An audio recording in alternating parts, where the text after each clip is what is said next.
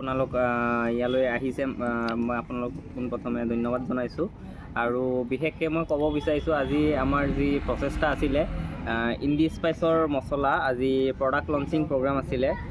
এই অনুষ্ঠানত আমাৰ মাজত উপস্থিত আছিলে নগাঁও কেবিকেৰ মুখ্য বৈজ্ঞানিক ডক্টৰ নিৰঞ্জন ডেকা, লগতে তেওঁৰ সতীৰ্থসকল আৰু আমাৰ নগাঁও জিলা কৃষি বিষয়া, ইয়াৰ লগতে আমাৰ স্থানীয় গণ্যমান্য ব্যক্তিসকলো উপস্থিত আছিলে।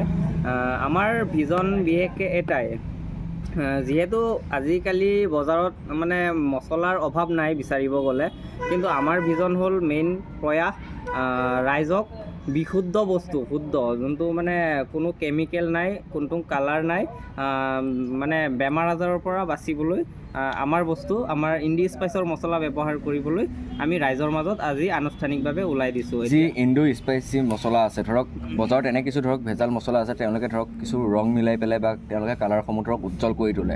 ইণ্ডো স্পাইচ মছলাৰ ক্ষেত্ৰত কেনেধৰণে আপোনালোকে গুৰুত্ব আৰোপ কৰিব? আমাৰ ডাইৰেক্ট মেটেৰিয়েল, ৰ মেটেৰিয়েল আমি কৃষকৰ পৰা কিনো আৰু আমাৰ ইণ্ডাষ্ট্ৰি যিটো মছলা হয় ইয়াৰ পৰা পেকেট কৰি ডাইৰেক্ট পাব্লিকলৈ ওলাই দিছোঁ। আৰু আমাৰ ইয়াত কোনো মিহলোৱা ছিষ্টেম নাই আৰু আগলৈ এইটো নাথাকে আৰু 100% গেৰাণ্টি আছে প্ৰডাক্টৰ। কোনোবাই যদি প্ৰমাণ কৰি দিব পাৰে ইণ্ডি স্পাইচৰ মছলাত কালাৰ বা কেমিকেল আছে বুলি, মই আমাৰ ইণ্ডি স্পাইচৰ ফালৰ পৰা 1 লাখ টকা পুৰস্কাৰ মই হয়। ইণ্ডো স্পাইচি মছলা যিহেতুকে আজি 3টা বিশেষকৈ উলিয়াই দিলোঁ, জলকীয়া আৰু হালধি, জিৰা, 3টা মছলা বিশেষকৈ উলিয়ালোঁ। আগলৈ আৰু আমাৰ বাকীকেইটা গোটেইখিনি আহিব।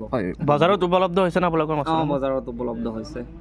বজাৰত যিহেতুকে ধৰক উপলব্ধ হৈছে, ধৰক আপোনালোকৰ কিছু যোগাযোগ নম্বৰ আছে নেকি? হয়, যোগাযোগ নম্বৰ আছে, আমাৰ বেনাৰখনত লগোৱাই আছে, ইয়াত যোগাযোগ কৰিলেই পাই যাব।